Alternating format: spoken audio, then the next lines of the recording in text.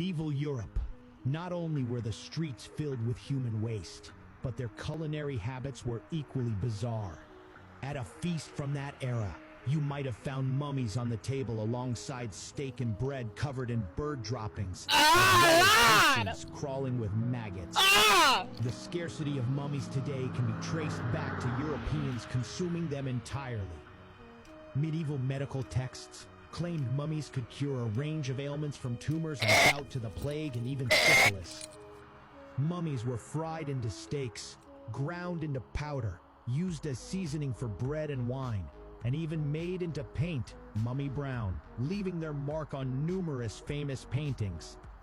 Europeans dined on mummies from the 12th to the 20th century, spurred by a misunderstanding related to the medicinal pitch, leading to a craze for eating mummies that lasted until they began making mummies out of Europeans themselves. Not stopping at consuming human remains, medieval Europeans also ate maggots.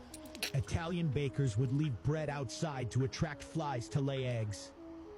When the eggs hatched into maggots, the bread would ferment, making a protein-rich meal. Nobles, always seeking to distinguish their dining habits, invented elaborate meals like hollowing out baked bread and stuffing it with live birds, creating a spectacle as birds flew out when the bread was cut open, leaving behind nothing but a bread shell potentially filled with bird droppings. As time progressed, Europe gradually moved away from these dark culinary practices. Modern dishes like Starry Night may pay homage to the inventive spirit of medieval cuisine, albeit in a far more palatable manner.